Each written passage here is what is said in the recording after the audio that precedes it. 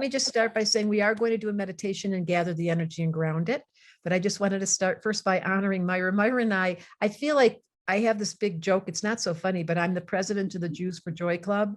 And I have a lot of members that come and go because it's hard we just got brought up being slightly sad for good reasons. But Myra stays in the club. She's one of my founding members of the Jews for Joy Club. And her father clearly should have been the president, the Quest for Eternal Sunshine. So Myra and I met. That's my dad when he was young.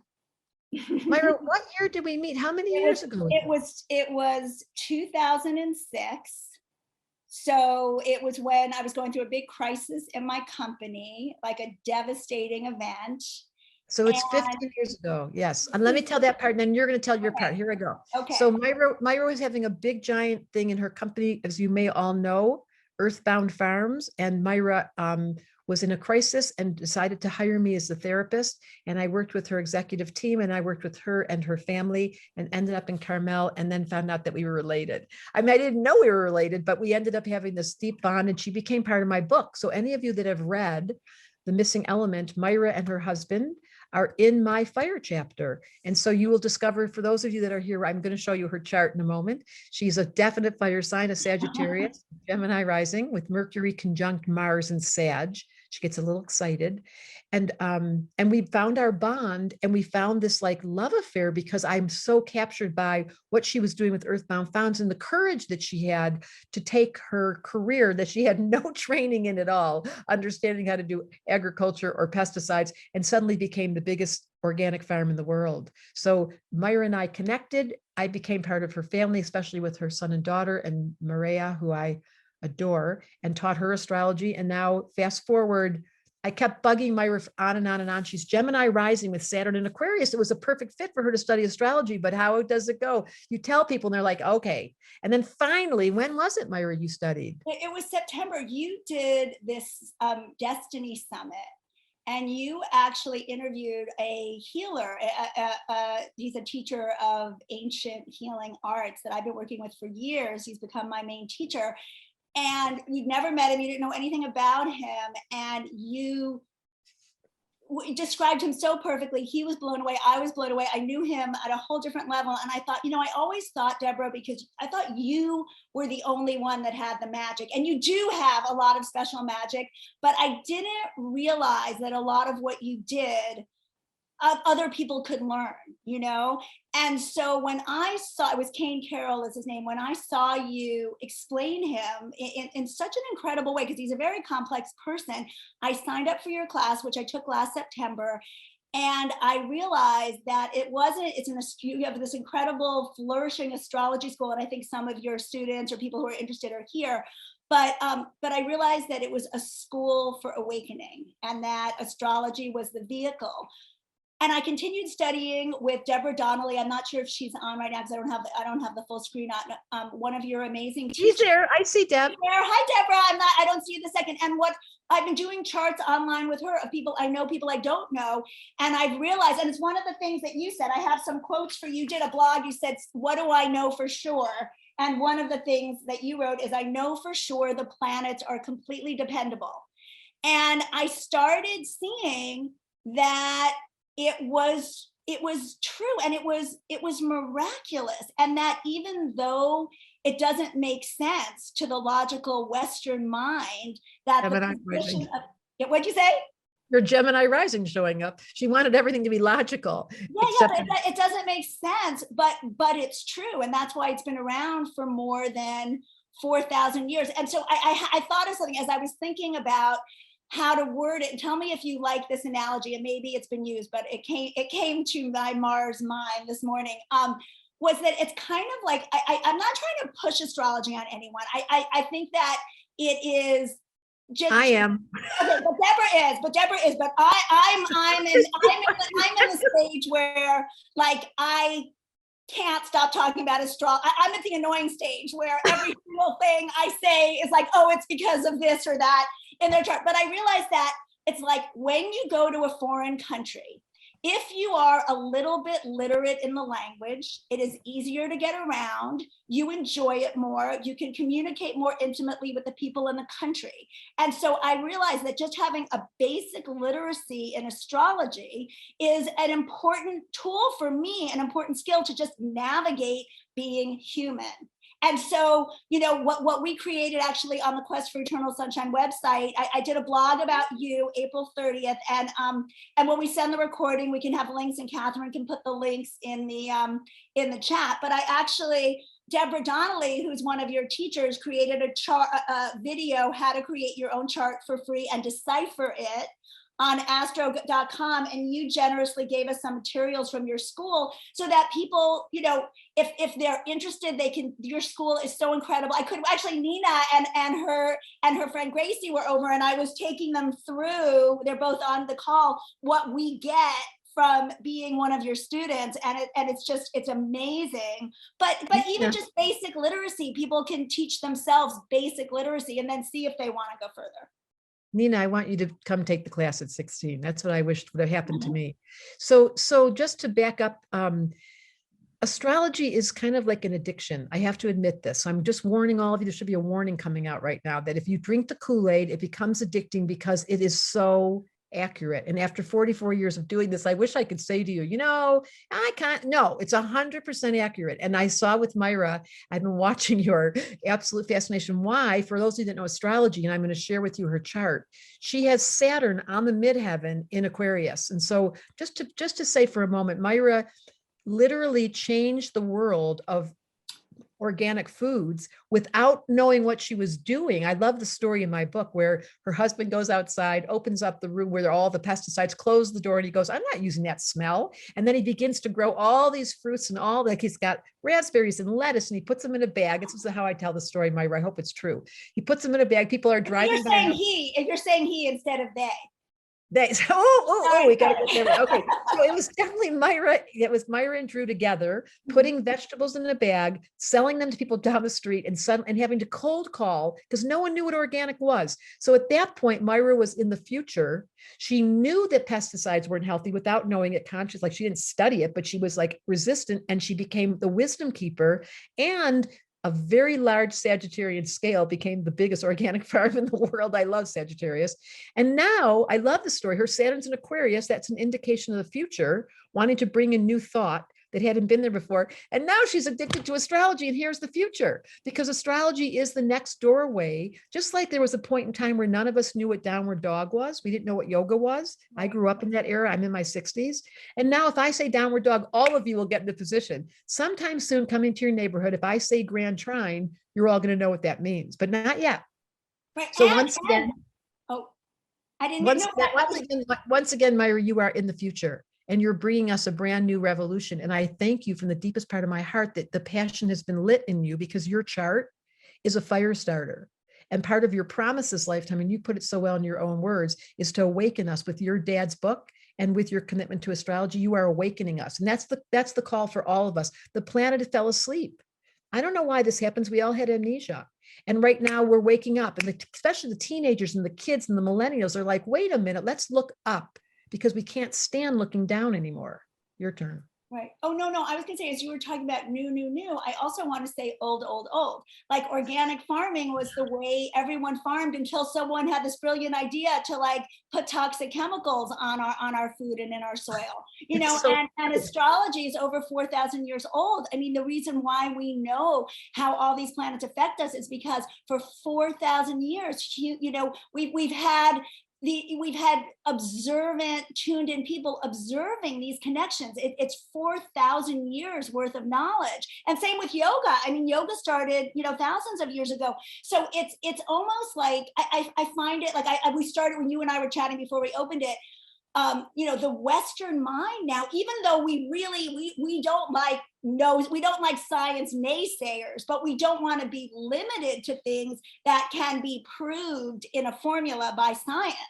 because astrology, we don't, you say this, Deborah, that you've been doing this for 45 years, you don't understand how exactly it works. It's a mystery, but you know it's always accurate. And so I just think that humans, our brains are so limited. I want to, actually, Deborah, why don't we do the grounding, centering, grouping meditation, because I have 3 pages of questions for you. And I also want to make sure we really leave people with what we promised, which is one of the things is practical tools and powerful insights they can use immediately. So maybe we can start with our meditation, and then we'll keep going. Can you guys see live time the difference in our communication style? So Myra gets fired. She's got Mars conjunct Mercury. What is Mars? The red planet. Mars, if you can see, Mars is red. Mercury is how you think. So her mind is in a fire sign of Sagittarius. So she gets woohoo. My Mercury is in Taurus.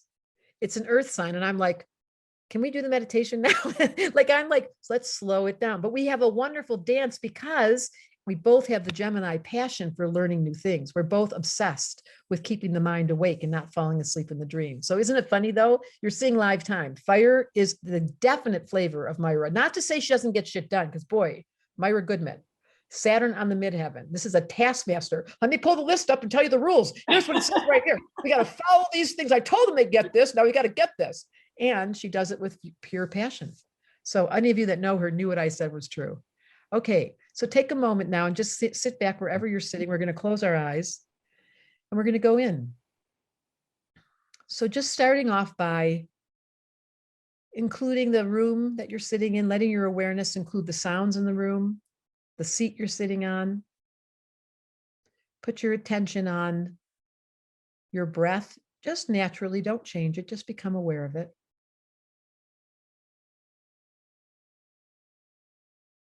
I'm going to ask you to put your attention on your tailbone, wherever it's sitting up against the seat, the chair, the couch, wherever you are.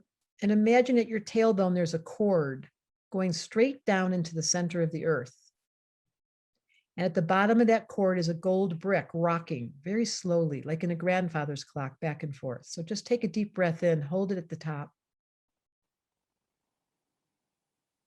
And as you breathe out, see your life force slide down your vertebrae, down your back, down the back of your neck, down to your tailbone, and then see your energy just slid down that cord and it dropped into the gold brick. It's rocking. And I want you to calibrate to the earth energy right now. Just slow everything down, including your breath. And if you can take another deep breath when you're ready. Breathe out and see the energy slide down the back of your neck, down your vertebrae, down your spine, down that cord, like it goes all the way down into the earth, into that gold brick. And now you're just anchored. You've always been this way, by the way. That anchored energy keeps you on this earth. Just good to bring it into your awareness. Grounded. And then the very top of your head, if you can imagine every single person in this room watching this, there's a big beam of light going straight up to the top of the skies through the stratosphere. They call it the silver cord. There's a life force right now that's streaming energy from the top of your head down the back of your neck and your vertebrae. Take a deep breath in, hold it at the top. And let that life force sprinkle and gold and silver sprinkles going all the way down the back of your neck, down each vertebrae, down to your tailbone, down that imaginary cord, into the gold brick. And you are now vertically connected. There's a big, strong life force that's always there. And when we pass from this world, that life force, that big strand of energy in the top of your head gets cut.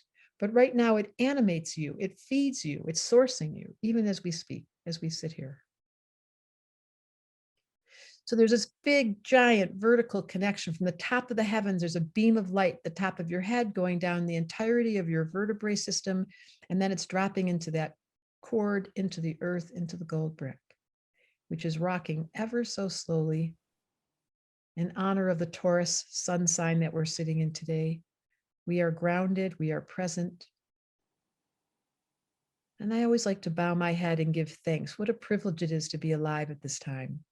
And while the earth is going through so many growing pains, and the humans and the Israelis and all the refugees, all the crazy things that are going on here, here we sit in this moment, quietly, with our heads bowed in reverence to that which creates us. It's always important to sanctify, to start every day, every exercise, every moment, if we can, to remember, to give thanks, to bow our heads.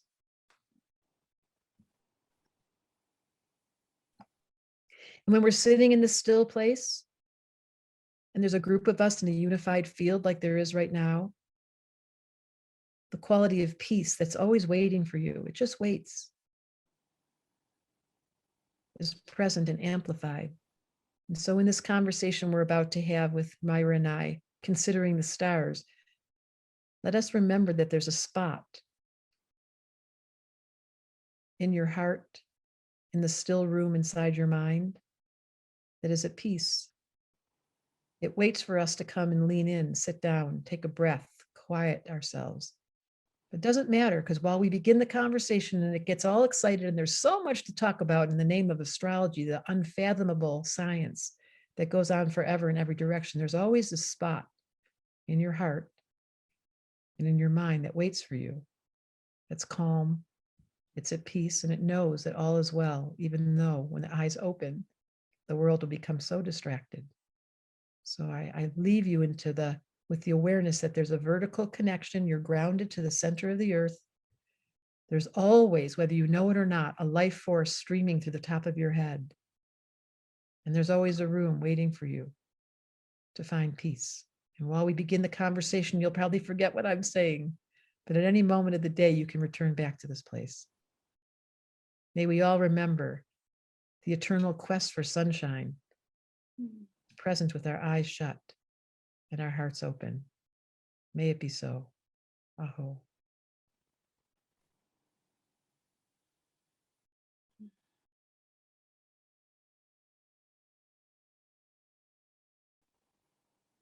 Oh, that was so beautiful. Catherine, let's isolate that meditation and make it like, if Deborah's okay with that, like a little YouTube meditation so people can do it. Cause I that was so beautiful. And it was such a quick way to get so grounded and connected. I love you, Myra. She is such a Saturn. I told you this years ago. My son also has Saturn on the midheaven in Aquarius, just like yours. And I always see how your practicality, Saturn on the midheaven, this is what you'll learn. I have a class in June called Meet the Planets. Myra's planet that rules her universe is Saturn. She's an old soul who came in with a promise to ground a futuristic ancient memory of the ones that knew how to grow food without any pesticides, the one that studied the stars with the simple memory. That's what you do, Myra. So thank you for being exactly your chart. Oh my gosh. It's interesting, Deborah, because in the blog I wrote about you, the quote I had was that you believe that we're all put on earth with the same job, to transmute pain into wisdom.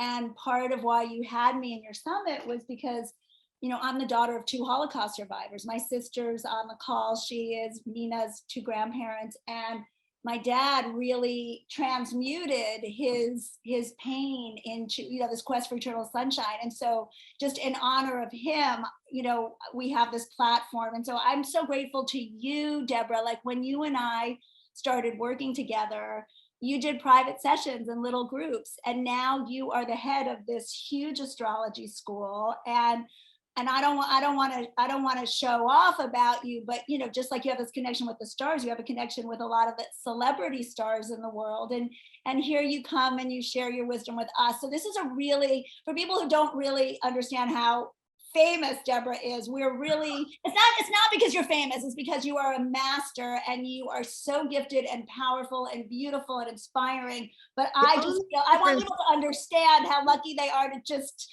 You're so sweet. The only difference between me and every single person in this room is I talk really well. I have a magnet in my belly button, and I remember why I came here. That is the only difference.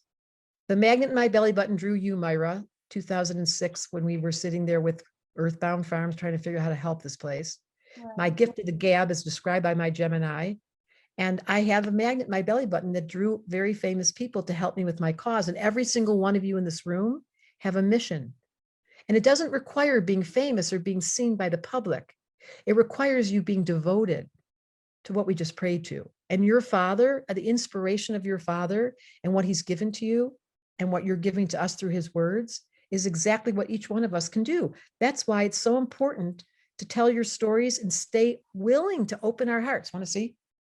And Debra, so I think we have different levels here. There are people who really have never learned much about astrology and they're here because they're curious. And then we have some of your teachers that we have, my teacher Debra, who learned through you. But I think that can I read a couple of your quotes that I have? Yes, I can't wait. Whenever I hear them, I'm always like, did I say that?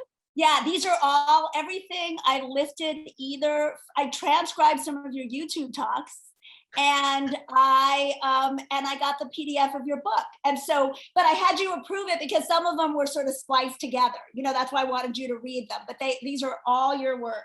So so you wrote astrology's goal, or you said astrology's goal is to tickle you back to remembering your instinctual nature, and then to help you stop fighting it and pretending to be someone you're not.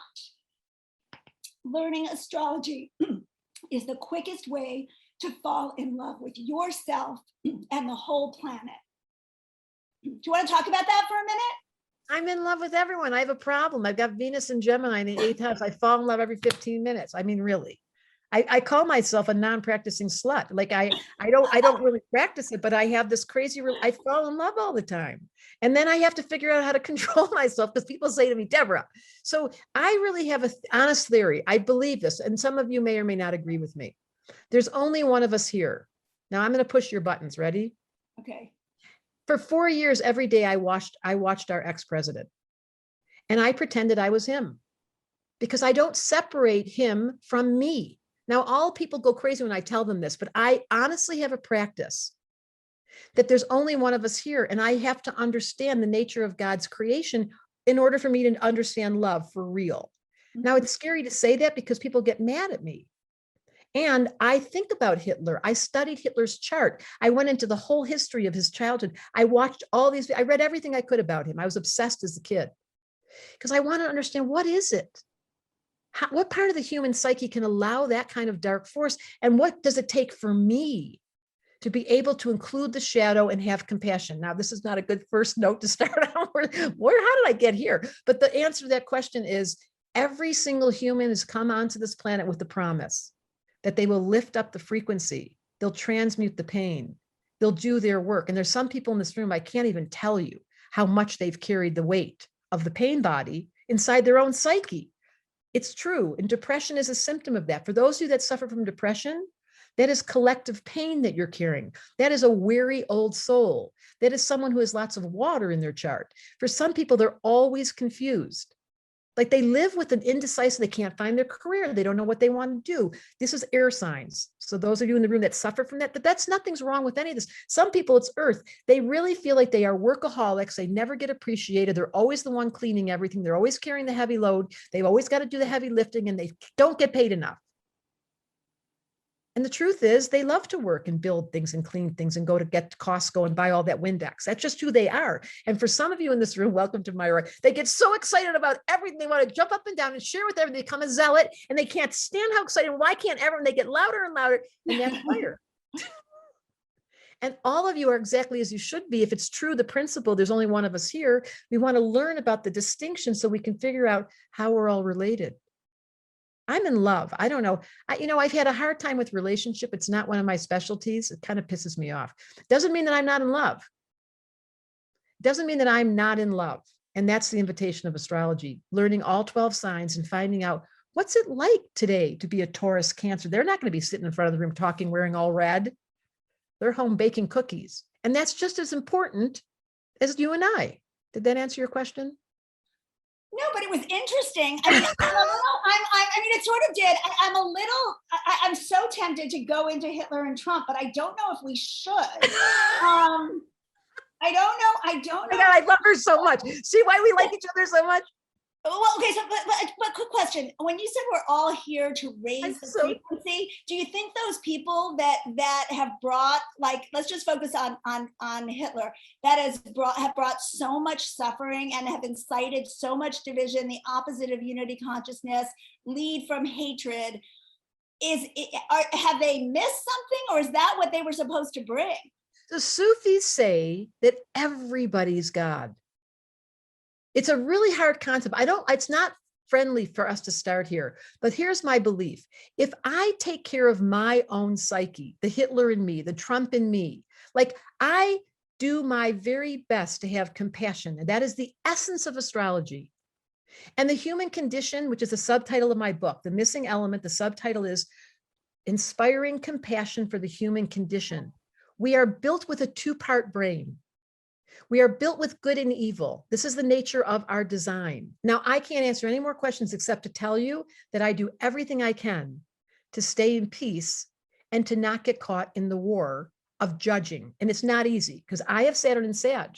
Sagittarius' favorite thing is to have opinions about everything and as loud as and so I do everything I can because there's people that really on this planet are sleeping. I don't know how many of us in this room are awake. I don't know if I'm awake. I keep pinching myself daily. All I know is my voice of compassion is a magnetic force field that brings a lot of magic into my world. So I encourage you all to consider, step away from Trump and Hitler and just ask yourself, when I think about people I don't like, can I find the voice of compassion? You don't have to have dinner with them or even sit next to them. Just make sure if you can reduce the critical judgments of the human, because once you hear their story, your heart will melt. Right, it's in the specifics. Yeah. One of the things, it's interesting, Deborah. I think one of the things that I want to go back to you being a therapist that uses astrology, because as someone who started as a client, it's fascinating because someone comes to you with a problem, or they don't even have to verbalize anything, but someone comes to you with a problem and you look at their chart. And for me, why I became so enthusiastic about you back in the old days when I was going through so much darkness was I felt like I was trapped in this cave of suffering, and it was like you held my hand with a flashlight and showed me how to get out, and showed me how to help my husband and talk to my kids and talk to our management team and everything like that. It was really incredible. Have you ever done therapy without looking at someone's chart? Never. Carl Jung, the very first person on this planet between him and Freud that made up the word psychology, it didn't exist. He said, psychology will be a dinosaur science until it includes astrology. Secret's out now. Carl Jung was an astrologer. The mandalas that he worked with, everything he did was based on astrology. Every session I do, I look at someone's chart because this is the deal. Every one of you in this room signed up for an agreement. You may not remember what it is till you find your chart, but you all came in here with a promise. It doesn't matter what your mind tells you. You can look by the evidence of your life. Some of you love to clean. Some of you love to talk. Some of you love to cry all the time. Some of you are musicians and artists. Now, if you leave your gifts behind and you don't continue to cultivate them, you will get old. Like people want to know why I'm not aging because I'm so in love with my promise. Do you remember your promise? In the case with you, Myra, your promise didn't require you remembering it. You were driven. It called your name at the sweet age of 20. 20 and 21 is the first time Saturn shows up. If you all look back to what happened at 2021, 28 to 30, the next time it shows up, 58 to 60, the next, and you can ask yourself, am I listening to my astrological? You're probably not consciously doing it. You're probably doing it. I call them unconscious competence. People that are brilliantly running through their world without knowing it. But when you learn astrology, it gives language.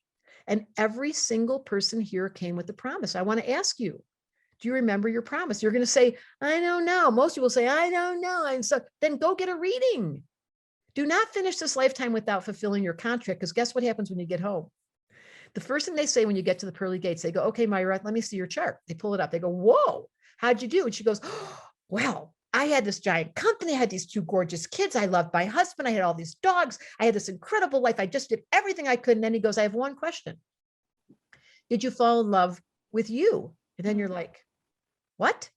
And then he pushes you over the edge and goes, try again. Now Myra's going to say, yes, I did. I took the astrology class. Here's the shortcut, you guys. I took the astrology class. I remembered what I was here to do. I celebrated it. I got to be my real self. I took off all the pretense, and then the magic begins. And the bottom note to all of this is you must serve. You cannot live a lifetime on this planet and fulfill your promise without having someone to serve. Could be the dog, could be the kid, could be the neighbor, could be your parents. You won't get out of here without the service promise. And everyone knows who they have to serve. So don't be sitting by yourself somewhere under a tree, because that won't get over well. So when the planets, okay, so we can look to the planets to help us figure out who we are and who the people in our lives are and what our destiny is.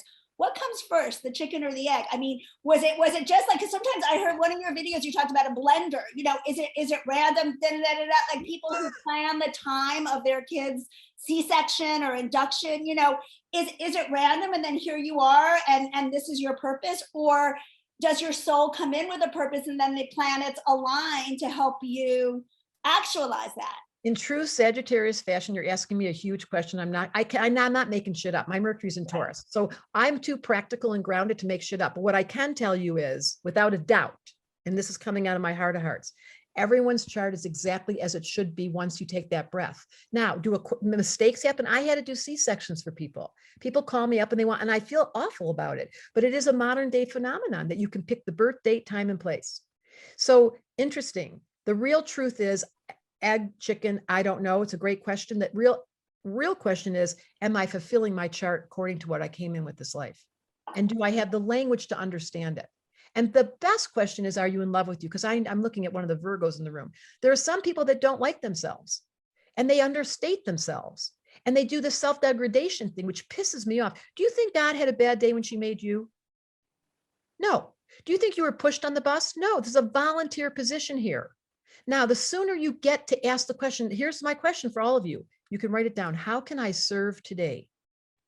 What can I do today to heighten the frequency here? Because this planet's going down. I'm going to say it out loud. We are on a disintegration process. The empire's going down. But if you look up to the stars, it all of a sudden looks like eternal sunshine. It's a question of I want to ask you, who can I serve today? It can be the smallest act. I'm looking at Michelle Cromer. Michelle Cromer has the best stories in the world. All she does is serve people every day, to find money to donate, to give away clothes. You all can help somebody today. And the chart and the chicken and the egg question is almost slightly irrelevant. The real question is, how can I serve today? How can I be my real self? And how can I fall in love with my fate? Because you can't argue with what you're sitting in right now, right where you're sitting, in the house you're sitting, in the chair you're sitting, with who you sleep with, the dog. That was written by the stars. That was written by your destiny. That was written by a brilliant intelligence that I'm so humbled by. I pray to it every day. I don't understand it, but I am so humbled.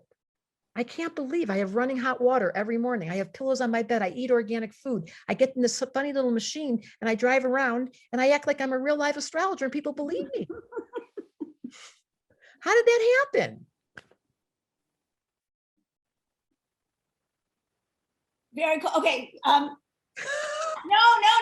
I stumped the Sagittarius. Hello. I stumped. No, you didn't stump. I didn't know whether to talk about being one of the 7.8 billion humans on the earth in a single galaxy that has over 100 billion planets and 100 billion stars.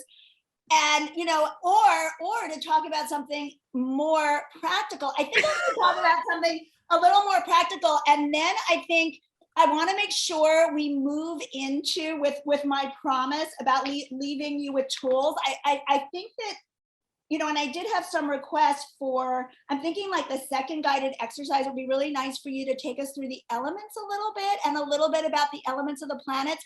But one of the things I wanted to ask you was, as a therapist and as someone who's like been studying astrology and taking it really seriously, and I'm really just studying natal charts. So there's two things. One of the big revelations that I've had, and I don't know if everyone has had this, and I'm just late to the party, but one of the real things that I learned, so for the people who don't know astrology too well, you know, you've got the planets, you've got Mars, how your energy moves, you've got Mercury, how your brain works, how you think, you've got Venus, what you love, how you love, all these different components, right? And And what I realized is I used to think that human beings should be consistent. You know, like my husband is a really intense Aries, and I think through being the CEO of a company that became really huge and having so much responsibility, all of his water and his more sensitive underbelly stuff got kind of overtaken by his more aggressive Aries personality. But then and his mind is Pisces, so like we think really different. He doesn't think or communicate the way he sort of is in the world. And same with me, like I've got all this enthusiasm and all this, but I've got this Cancer moon, and I act like I'm so confident I can talk, but if you like scratch me, I'll cry so hard and start bleeding.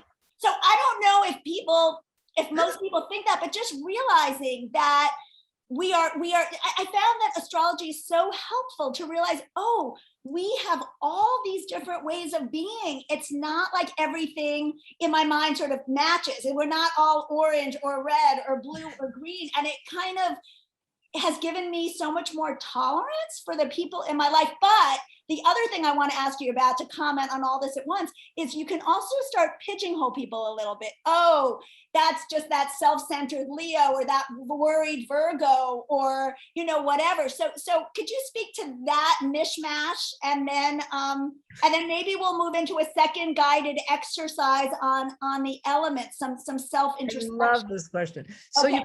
you guys write this down. live.meettheplanets.com.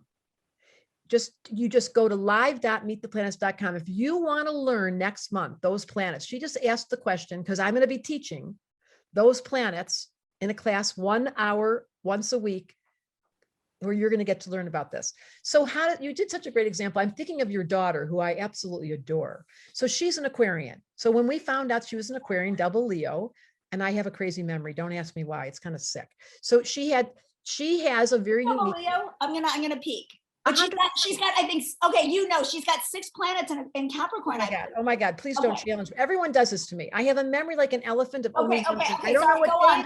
I don't know what purse I have. I don't know where I'm going, but I remember charts like an elephant. She has 6 planets in the 6th house in Capricorn. Her son's in the 7th in Aquarius, and she's a double Leo, and she has Jupiter in Cancer. Don't ask me why I remember, but incredible. I do. I remember your sister's chart, who's got Sun in the 8th house, who's sitting in here. Why do I remember that from 15 years ago? Because I'm sick. But you guys like me, so we're okay. But this is one of the reasons why it's not just that you can talk and you have a magnet, because I have my father's idiot savant mind. I wish you would have told me how to like. Okay. I wish you told me how to like remember where I put my phone. Okay, but I have this new thing on the phone now where I can find it. Okay, so here's the deal. There are 10 planets, and that's what you're going to learn in Meet the Planets. It's a class starting, as I mentioned. So in the case with your husband, who I remember his chart, he's an Aries. He's a very strong male. He was the guy that did the cold calling for organic foods when he was in Carmel. They'd say, organic, what? I'm going to pay more for organic salad? Click. He kept getting one phone call after another. Why would anyone do organic? This is before we even knew the word. Mr. Aries, why he's in my book, he pioneered. But his Mercury is in Pisces, so he's a visionary, and he doesn't talk much. And he's got a sensitivity that's nonverbal. And there's his wife. Da, da, da, da, da, da, da, da, da, da, da, da. So then he went, honey. Then she got to say to him, I'm sorry. My Mercury, my mind is in fire, and his mind is in water. And they are 2 different elements. And you learn about Mercury. And then suddenly you turn to your husband, you go, oh, honey, I'll talk a little softer. I see I was a little loud. And then he goes, thank you so much. Now you don't change your nature, but this is called chemistry. This is called compatibility. All the planets work in a team sport. It's like, remember that film in Disney where they had what was it called? Outside In. What's the name of that film, you guys? It was a film where I think Inside Out. I think it was with the cartoon where it's about how Inside Out. Thank you, Leah. Inside Out. So there's all these different, same thing with the planets. You have different voices in your head. Raise your hand if you have internal dialogue in your head. Oh, look, everyone's raising their hand. Raise your hand if that voice is mean to you and says shit about you. Oh, look, everyone's raising their hand. You can tell that stupid little voice to sit down when you learn astrology, because you go, excuse me, Mercury. Like, I know my different characters in me. I'm extremely sensitive, but I don't tell anyone that because my Mars is in Cancer. I'm embarrassed. It took me years to integrate the different parts of my character. So like you, if someone hurts my feelings, they're out. Like, you don't understand. You didn't listen to me. You didn't report back to me. Like, you can't be kind to me. You're out. So we know those parts of ourselves, and then we take care of them, and we don't judge the other person. We start to learn the language of the planets. So there are 10 planets, you guys. One is your mind. This is what you're going to learn in the class, Meet the Planets. That's Mercury. Mercury is the internal dialogue. I don't know who pays the guy. He talks all the time. I think it's a boy. He talks all the time, and he talks shit about you. He tells you you're not very pretty. He tells you you're gaining weight. He looks in the mirror and tells you about the wrinkles on your face. He tells you about your husband and how he's got the smell again. And blah, blah, blah. Shut up. And once you can turn Mercury into a seat, you can say to Mercury, I know who you are now, and I'd like you to sit down. Then there's Venus, as you described. I'm not going to go through all 10 because we'll do the elements today, but we will in that class. There are 10 planets. And one of them, the most important, which is why I'm in love with Myra, is Saturn. And when Saturn gives you a mission, and you fulfill it, you will reach success. If you don't follow your Saturn, you will not have success in this life. And you will all be curious to know what your Saturn is. Well, I can't tell you right now. I'd like to. And that's what my school is about. So. But we're going to send you links, and it's on my website. Deborah Donnelly did a great, like, it's less than 11 minutes, how to do your chart for free, and explaining the natal chart. That's one cool thing about Zoom, is that, you can see your chart in a reading now. We didn't used to be able to do that. I think it's really cool. It's amazing. It's a button. Do you know what, Myra? In order to do charts in the past, it took hours. The mathematics involved. I have an original astrologer who's in his 70s that came to stay at my house, and he wouldn't use a computer, and I'd watch him.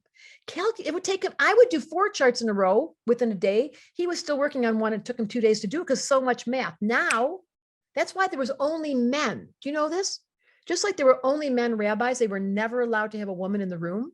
There were only men astrologers. And now our entire school is 95% women studying astrology. I noticed that on my class, it was all women. And Deborah, your school, I mean, I can't say enough about the quality of it, but also how it is so multi-dimensional. I mean, it is truly a way to do an inventory of yourself, and it's it's really amazing. I've got a question for you, Deborah. I've been one of the things I'm working on right now, with Catherine actually, and I'm writing about it, is trying to have people become more aware of how their relationship with their technology is separating them from being in the moment and their connection with the real world.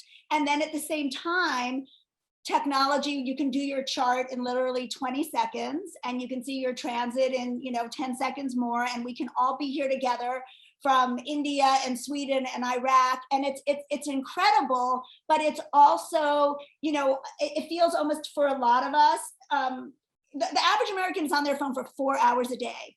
So that's average. That's 56 days a year.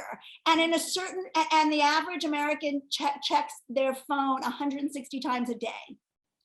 So it's like, I feel like in a certain way, our phones have become like the center of our solar system in our personal life. We just keep checking it. Do we have a text with? So I'm just kind of wondering, as we move into the elements. Now we're talking about the elements. Okay. So and grounding ourselves and how to counteract that. So as one of the things you said, there were a few things you said that for sure. And one of yours is what you talked about earlier. I know for sure that we are in a radical transition as a collective.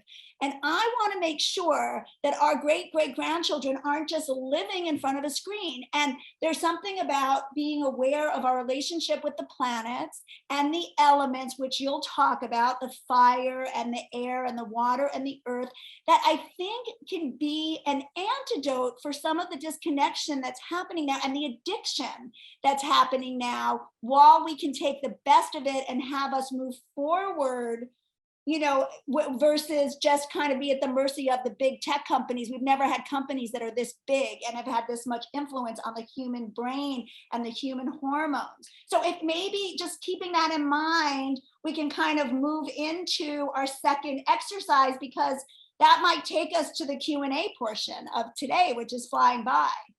I love how you think. So the thing this doesn't have is sacred prayers. The thing that's missing is the sacred. So I drink fresh water. When I live in Boulder, when I live in Hawaii, I have a very deliberate walk. I'm very conscious of the water. And I want to say to everyone, when the shower comes on in the morning, stop and do a prayer. Don't forget the water. In the name of air, the quality of our conversation, what we're doing today, you're so good at. Your soul is air, Myra. Your life lesson is air, Myra. You are here to write and to talk, and it's your promise. So in the name of air and sanctifying air, choose your words, be mindful. No one is allowed to talk to anyone in my world rudely. I stop, I take a breath, and I go, let's start again. What if we all had mindfulness about the nature of our words and brought the sanctification? This is so distracting. We stop making eye contact. We stop listening. I stop time when I listen. You may know I have a tattoo on my arm. The words listen and silent have the same letters. In order to listen, that's my error. In order to listen, you must stop and hear the person in front of you and then repeat what you heard them say. In the name of earth, every week of my life, I go outside to nature. I'm going to Kauai next month to spend 3 days in the middle of the jungles of Hawaii. Every week I take off my shoes. You must remember to go outside and be quiet, to get on our knees. We forget. I can't believe how many people don't go outside and remember the importance of taking a walk around nature and taking a breath and turning off your fucking phone. And fire is the last element. I love that Mimsey's here. In the back of her house in Hawaii, we put a big fire outside, and whether you drink or you light up or you have a party, there's time to indulge yourself. There's time to celebrate. There's times to make yourself laugh. Fire, the sacred part of fire, we've lost it. So to your point, for our great-grandchildren and our children right now, I personally am devoted to the sacredness of the elements. And not a day goes by that I don't remember to do my meditation and my prayer. This is not theory. This is not woo-woo. This is not like the only way we're going to survive the Aquarian age, which I'm worried about. I think AI is coming to get us, and they live inside this machine. We don't know that we're feeding the alternate reality called cyberspace. And to your point, it's healthy, but not without me taking off my shoes, not without remembering how to kiss, not forgetting how to drink the hot chocolate or smell the wine. I only wear cotton and cashmere. Everything to me in this life is to be touched. Secret sauce, I call it. But that's sacred. Please tell me, you guys in this room, that you remember the sacred. Pray over your food. I know, Myra, you are so conscious about your food. I loved coming to your house to eat. Every meal, every recipe, she's written books. She worships the value of the food. We forget. That's sacred. Every meal you have. Now, I'm a terrible cook, not terrible, but I don't care much about food, but I make sure the people in my world, Mimsy, that I get to sit with people and they feed me and I eat. Ask her what I'm like when I eat the food. It's like I just had the first time I've ever had. I mean, I don't know. I think I just arrived on the planet and I'm in shock. Where did the sacred go, you guys? Why do we forget to pray? Why do we forget to give permission to our child to cry? Don't tell your child to stop crying. Let's talk about the elements. The first one is water. Let's take a breath together. Water is the element of tears. I always tell the story that my son was, I think he was 2 or 3, sitting in the car. He'd just come back from England where his father didn't know to rub his back before he went to bed. So he went to bed for 4 nights in a row without having someone in the room, and he came back a wreck and he couldn't stop crying. And so we're driving in the car and he's crying again. And I turn to him and I say, Daniel, stop crying. And he looks at me. He's little, 3 or 4 years old. Mom, stop the car. Get a book. Hold me. But don't tell me to stop crying. When an emotional child can say to you, let me cry, don't take away my tears. We must remember to sanctify the pain body. We're allowed to cry. We're allowed to be sad. We're allowed. And the mastery of water, this is Pisces, Cancer, and Scorpios, is permission to go deep into the pain without moving. This is mastery of the water. This is Dalai Lama. Can I sit and meditate even though you've taken away my land? You've taken away the portal. I'll never go back to Tibet. And yet I pray for forgiveness to the Chinese. That's the high road of water. Air. We spend all day talking, as my friend said, they talk all day, they talk about nothing. There's a million podcasts. There's a million books. There's a million new conversations. Go study astrology, but not without your mind asking the question, Who can I serve? We don't just take information in and read all day the newspaper and distract ourselves with constant conversations without asking ourselves, where's the wisdom? And you're so good at this, Myra. Underline things, journal. I have a course called Tell Me a Story. Tell your story. Find the wisdom that's been given to you with all that information. I read my journals out loud. I take notes. I love Myra, Gemini rising. I ask a million questions. That's how we serve with our minds, not with confusion and constant consumption. And it's just so funny. We're mental cases. The amount of error that is around this planet and how much people always say to me, Debra, you can't live without talking. That's not true. I choose my words. And I love silence. And I consciously learned to meditate because I was a talker, said the Gemini. I've learned silent and listen. And then Earth is the element for you guys that are Taurus, Capricorns, and Virgos. You're grounded, you're practical, you're workaholics, you get shit done. You love to go to Costco, you love to cook, you love to make your list. You want to make sure everyone's taken care of and the sheets are clean and the laundry's done and it's organic and good for you. But don't forget to smell the flowers and stop and go, I love being alive. The Earth people complain. I'm always the one working. I'm always the one cleaning. Why does it have to be me? No, I love to serve you because I'm choosing it. And when the Earth person does all that practical stuff because they love it, there's joy. And then the last is fire, Aries, Leo, and Sag. They're loud and they're excited. Just think of Myra. They're loud and they're excited and they're enthusiastic and they're so blunt and they're so honest and they say things. I love Myra when we started this. She turned to Catherine and said a blunt sentence and then she was like, oopsie, did I hurt your feelings? And then Catherine said, don't worry, but I love that you apologize. Fire people, they stick their foot in their mouth. They get so, the sanctification of fire is orgasm. Sexual, knowing how to be in love with this place. Drinking wine and feeling so alive, smoking a joint and altering, that's sacred. That's sacred. Don't ever forget that the joy of celebration is what they did in every ceremony and every African circle and every Jewish circle on Friday night at Shabbos today. Celebrate, but do it consciously. So the Art of the Four Elements, which is in my book, and I'm so in love with the elements. I've been studying this since I'm turning 40,000 years old, or how old? No, that's not right. 64,000 years old in a couple of weeks. And I'm so in love with the elements, Myra. I'm so in love with it. I can't, every single day I do the four elements. And I invite you to consider it as a practice, as a sacred practice. Because if we don't get back to basics soon, we're going to get caught by these things. Yes, Myra. Right. When you said you do it, you mean going out and putting your feet on the earth and yes, embodied elements. Daphne is somewhere in the room. There's a course called Vibrant. Where are you, Daphne? Take the elements and put it in your body. We can't keep living in our heads, you guys. We're sitting in cyberspace. When this class is over, you get outside. It's freezing here. I'm not going outside, but I'm going to go in the sauna and I sweat. And I go in the hot tub and I eat this life alive. I invite you to do the same. That is sacred. We can also do it. I mean, that's one of I have two things I want to ask you. One is, my dad really healed himself a lot through imagination. And we can, even when the weather's bad, right? I mean, your circle of light meditation that's on my website, you take us through in our imagination and you can connect with the earth, right? With the I have a question. Somebody in the chat wrote, Earth people stop doing and start being. That's the high road. Whoever said that. Okay, so this is a question for you, because we talk about how everyone is perfect just as they are. You've never met a normal person. We have to love ourselves just as we are. But then, okay, so I'm a lot of earth, but and I'm supposed to be different than I am. So I'm kind of wondering, when you talk about balancing the elements, like the four tires on a car. And some of us have I've got a lot of fire and I need more, water or whatever.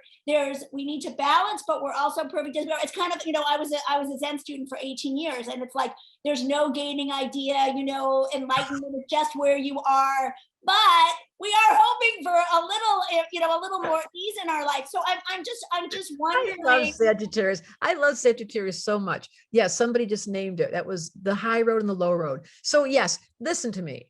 I hate the word perfect. I hear everybody say, you're just perfect the way you are. You created your own reality. Everything's the way it's supposed to be. I'm like, shut up with that spiritual shit. It makes me mad. Nobody's perfect as a human. We're all divinely magnificent. Your soul's so in love with you, it won't leave you for the rest of your lifetimes. There is no divorce in heaven. Your soul is devoted to you. There is some part of you that's so in love with you. Do you believe me? There's some party that's so in love with you, it follows you around all the time. Now, back at the ranch and you're human, do you have boobs that sag?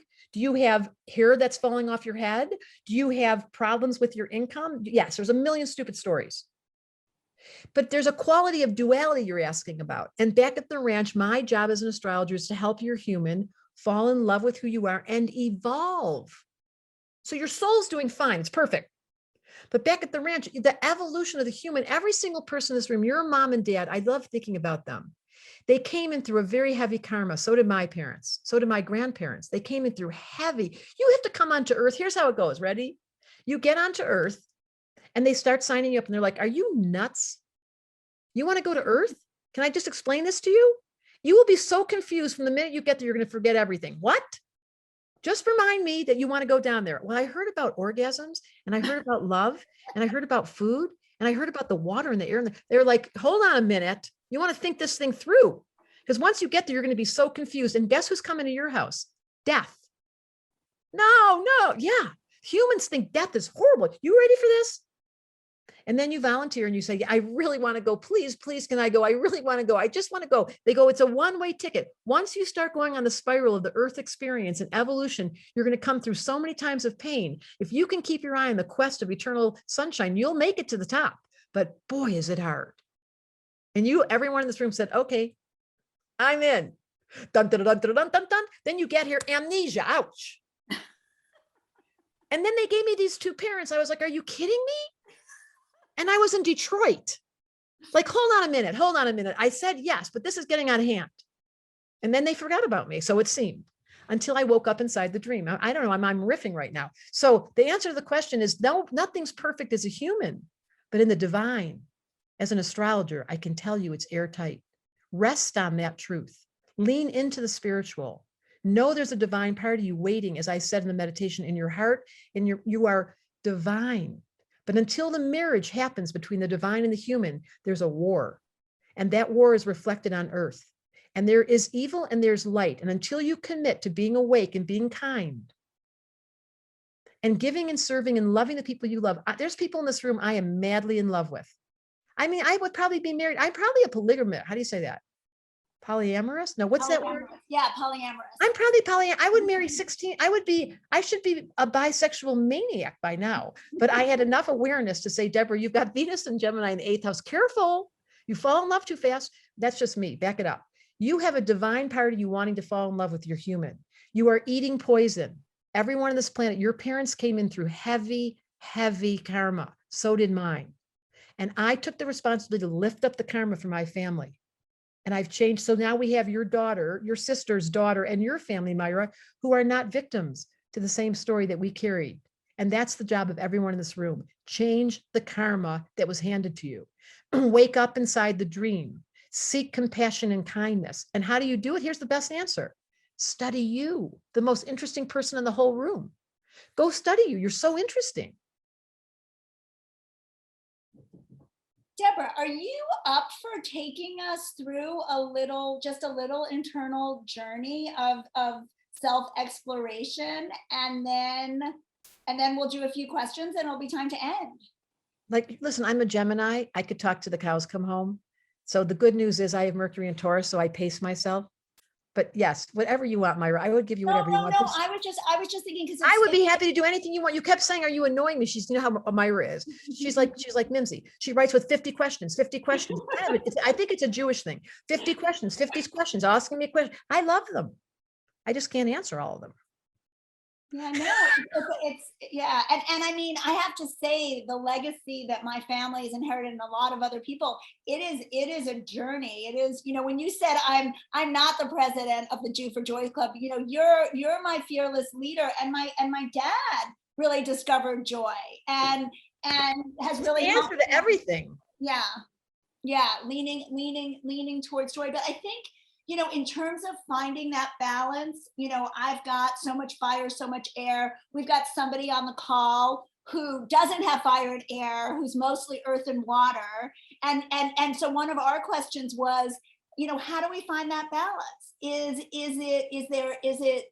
it one, do we all sort of hit that place of equanimity together, and it's the antidote for everyone, or did some of us need to do different things? And so I don't know, I just thought maybe we would sort of ground and center with a little of a balancing kind of exercise with the elements, and then we'll take a few questions and thank everyone and kiss them goodbye.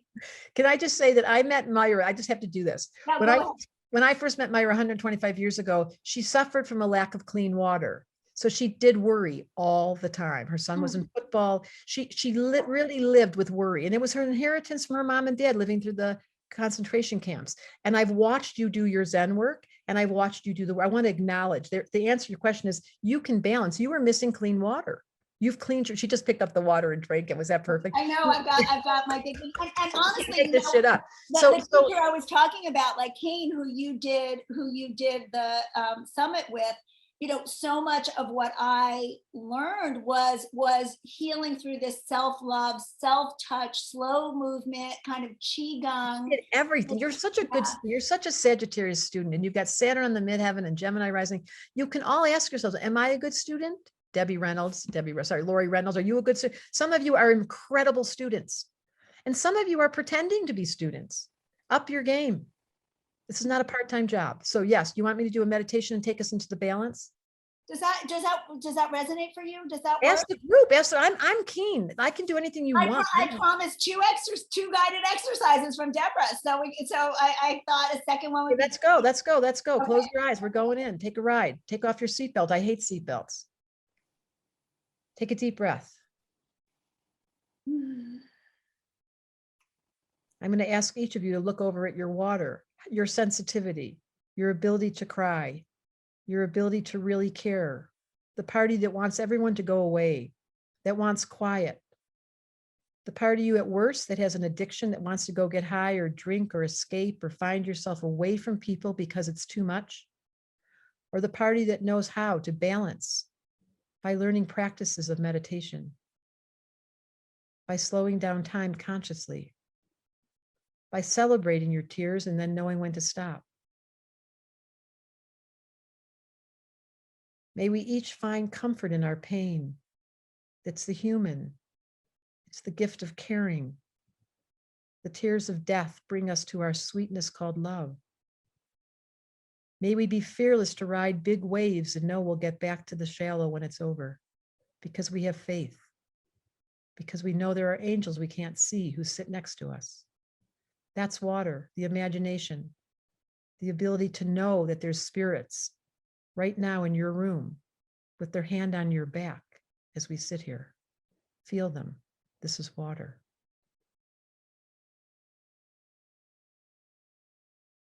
They wait for you to acknowledge them. Dead relatives, ancestors, angels. You can't see them, but they're there all the time. May the water element in you remember how it is to be quiet and still and find comfort in knowing that you're being watched. Death is just a doorway to another world, and that world is looking at you. You're being held.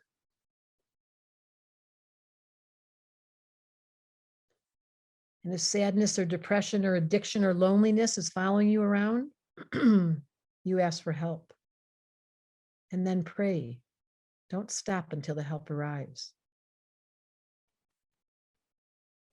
Make a promise to yourself that you'll find the clean water and drink from the well of eternal sunshine. It's waiting for you. Nothing may stop you from finding that peaceful state. Take another deep breath when you're ready. Let the grounding cord be present again. Feel the gold brick back rocking. Feel the big bright light at the top of your head, and take another deep breath in your own rhythm. Hold it and breathe out peace. Air is the element of peace. May your mind find the ability to be honest and tell the truth. Whether you long for a relationship and you won't admit it, Whether you're in a relationship that needs refreshing, fresh air to talk about things, whether your mind is committed to believing that you're not okay, something's wrong, you're not good enough, let the fresh air find its way to you right now in this moment. An innocent mind who knows how to stand up and look up to the stars with fascination and say, I am open-minded. I will not be locked down by a thought that was old. I'm freshening my ability to think again. The concepts that make me think I'm old or I'm fat or I'm not willing or I'm overly willing or I'm too generous, let me refresh those thoughts. And so I take a deep breath and start again. The element of air is so willing to start again and think anew and be open-minded and ask the questions and read the books and find the way and listen to a podcast and talk to a person on an interview like this. Oh, my mind feels so fresh. Thank you. Those thoughts that lock you down, that are old and stinky. I can't do this. I have this problem. My body does this. Just take a moment and start again. May the fresh air find its way to you today, every day, every moment.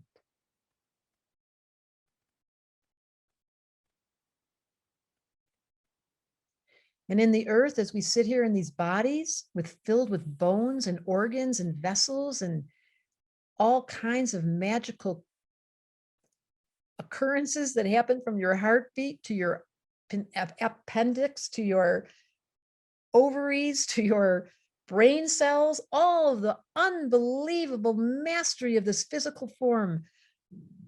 May we remember to put our hands on our body and say, thank you. The earth element shows up in your body. It never stops giving. This miraculous machine, this temple we live in. May we remember to take care of it and feed it well, honor it, cleanse it, worship it. And the food that you eat and the clothes that you wear and the jewels that you wear and the computers that you play on, all of this comes from earth. May we remember to be grateful and bow our heads and say thank you to the earth. She never stops giving. The simplicity of earth, getting up in the morning and doing the cleanliness, the practices, eating the food, cleaning the food, doing the dishes, as mundane and repetitive as it is the doorway to being alive. They call this planet Earth.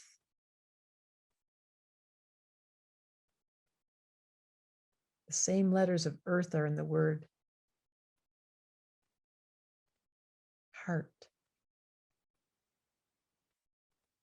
I love this earth. I'm devoted to you. Forgive us for walking over you and not remembering how to pray. The timeless element of earth that's been here across all time and will survive past us. I am humbled. Each one can say that. Thank you to the earth mother. Thank you. Forgive me for taking you for granted. I'm sorry.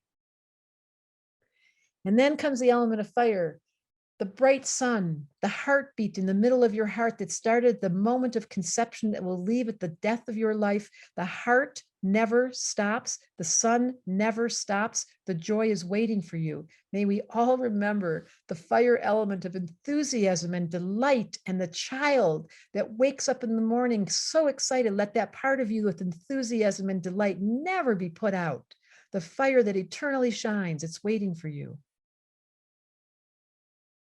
And if you judge yourself for being too loud or too much, or ever in your life they've told you you said the wrong thing, you've been too much, try again.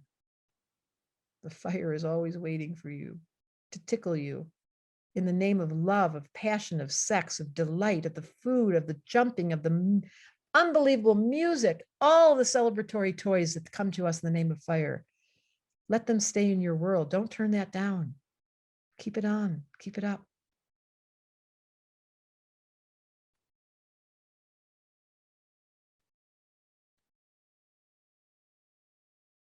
I feel the heat of my body right now. I've become the voice of all of us in this room to say, the fire element is here to burn away that which cannot survive this transition. But make no mistake, nothing is wrong. The elements will survive across all time. The sun will continue to shine. The quest for eternal sunshine is already done. It's here all the time. May I be humbled enough to participate with this creative energy.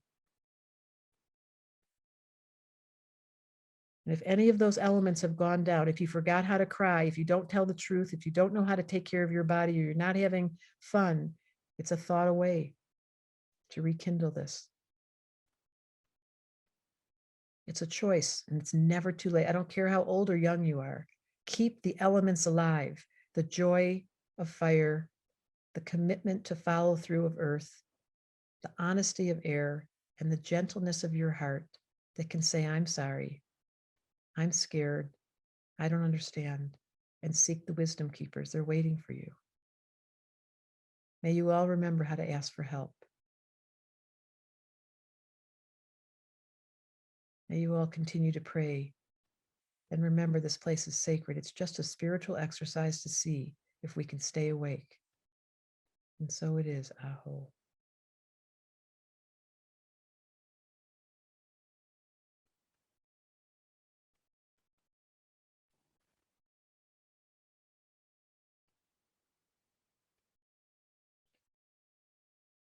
I don't even know what happened. Am I on drugs? Because I didn't take any drugs. I feel a little high. I mean, I'm straight as a pin. High on life. That was so beautiful. I was brought like almost to tears many times. That's how you know. We're going to make these, I'd like to make these audio meditations, that your 2 meditations, so people can listen to them. Feel free, Myra. Take it away, Myra. Yeah, I mean, we're actually at the end of our time. I think, yeah, someone said, seems like you were channeling. Amazing. You think so, Brianda? You think I was channeling? That's what they say about me. I seem to be a channel. And yeah, that's true. Yeah, Deborah, thank you. I think we're going to end on time. You know, we didn't really take questions, but I think we covered so much. I feel like we delivered, right? On the deliverables in the invitation. And Deborah, I just want to thank you so much for doing this and giving us this with so much wisdom to take with us and keep us on track. I hope you guys will take it home and put it in your pocket. I hope it's not just words. I hope you put this into your actions day to day. I hope you remember to find the elements. It's my prayer and it's my longing to see this embodiment. And I know Daphne was here. She did say, yeah, there's the class. Thank you. Who did that? That was so nice of you. Thank you. Yeah, it's live.meettheplanets.com where you can sign up for the class coming up this month. But there's also Tell Me a Story. Did you do that yet? I didn't. I'm a little overwhelmed with a few things right now. I have a new grandbaby and a mom. Every month, you guys, it's a wait list. So it's TMAS, Tell Me a Story, and people get to tell their story. I talked a lot today. I like to listen. I ended up talking a lot. Oh, you were amazing. We were all here. Catherine will, if we get from your team all the links when we send out the recording. Maria's nodding around. We got the Taurus in the room. She'll take care of that. Okay. So Catherine, thank you so much for being our tech support. Catherine will send out the recording. We'll decide whether it's just going to be a Zoom recording that'll expire after a while, or if we'll make it into a YouTube video. I'm not sure, but we'll definitely, if you're good with that, we'll do. I think maybe audio, those 2 meditations, so people can listen to them, and then if you guys want to share them with your, with your massive following. And you guys, everyone, also follow Deborah. Her YouTube channel is filled with incredible free content. She does amazing videos every few days about what's happening in the planets and reminding us different parts of ourselves that we can access especially easily during these times. and your Instagram and your newsletter. You're a beautiful writer. I love you got your newsletter, your Instagram, your Facebook. So we'll send I all. just want to ask if there's any questions. I want to just leave a two, like I know I'm always on time. I finished right on the, but if I'm open, is there any questions that anyone, just so we don't just leave? I like when other people talk. Is that just funny? Do you want to let somebody on video ask a question, or did you want to do it? Sure. Yes. I mean, if there, and can you please add me to the email list? I connected to this directly through Debra, so I don't think I'm on your list. So there's Amanda's name for your list. Oh, okay, great. Catherine, can you just pick that up? A. Oakson. Yeah. Is there anything at all? And you're so welcome, Diane Nelson. Anything at all that's sitting with you, if you're, or just even feedback. It's always good to have a circle. And Casey, I don't do charts, but I am a matchmaker, and I have about 14 now certified astrologers. So if you want readings, anybody in this room wants readings, you write to silvermansupport@gmail, and I do matchmaker, make me a match, find me a find, I'll fix you up. And also Deborah Donnelly, who is my teacher through your school, who made the recording for how to do it. She's a great, oh my God, one of the best. Yes, Deborah Donnelly's here. So if you guys want an astrology reading, you just let me know. All you got to do is say, all you have to do is write to silvermansupport@gmail.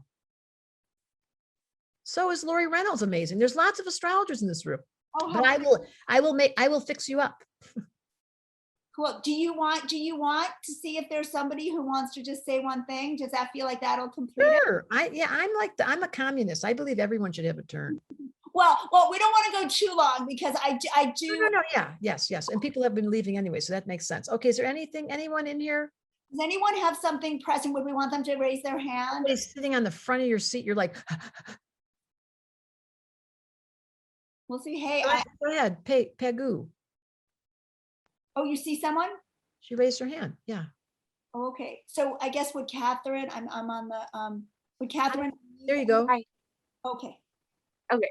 I don't know, this is maybe a personal question, but I've discovered that, like, you just alerted me, because I was thinking about the matchmaker thing, and I really find so much love in hooking people up together. And what would a planet or a Element. sign? Yeah, that's air. Oh, What sign are you? oh, I'm a double Aquarian with Pisces rising. Yeah, double Aquarius.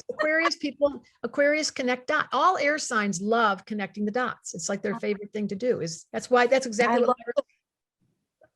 Okay. Yeah. Oh, that makes okay. Thank you. Yeah, so and that's Myra and I. That's part of our. She's Gemini rising. I'm a Gemini. She's got Saturn. We've got the air thing going on. So yeah, that's air. Air loves connecting people. They just get. And you're just Aquarius. Have you studied astrology yet? Yeah, for like 4 years, but I feel like I'm a baby still. So I want to take your class, and I'm taking Amy Solara's class. So she's one, yeah. So, and I love astrologers in general. I have a lot of really good friends that are astrologers. You're built for the job. I think I'm supposed to be an astrologer, maybe. Yes, you are. Okay. Thank you. Look at little girl. Meditations too. Thank you so much. Thank you, Pagu. I like your name. Thank you. Oh, that's my Buddhist name, but my birth name is Juliana. So I'm going with Pagu. I like it. I know Pagu is good. It means nothing wanted. Nothing wanted? Yeah. I love that. Nothing. Yeah. Nothing wanted. That is so Zen. Yeah. I love that name. I'm looking, Deborah, are we all women today? There's a couple of iPads that might be a guy. Wow. Where are the men? Let the men please stand up. Please stand up with the men. Please. There were a lot of people signed up, and there were men on the list, but I think we're all women. Isn't that wild? I see Dan Hicks in here. Oh, we have a guy. Okay. And I saw another guy in here. I know Dan said that he wished he was a woman, so maybe he's just doing a fill-in here. No, it's Dan. I'm sorry. I'm so happy that he's here. I saw. Yeah, okay, that's funny. There are no other men. How do you like that? That's wild. Okay, I think we did it. There's no one burning to ask a question. That was a great double Aquarius question, of course. Connecting the dots is your job. All right, you guys. Thank you so much. Thank you so much. Thank you so much, Myra. Thank you so much, Deborah. This was really special. It was such an honor to have you come on our Quest for Eternal Sunshine platform. And I adore you. And I'm so grateful for everything that I have been learning from you for so many years. Thank you. Thank you. Thank you. Love, love, love to all of you. Thanks for everyone who joined us. We're so happy to have you. Aloha.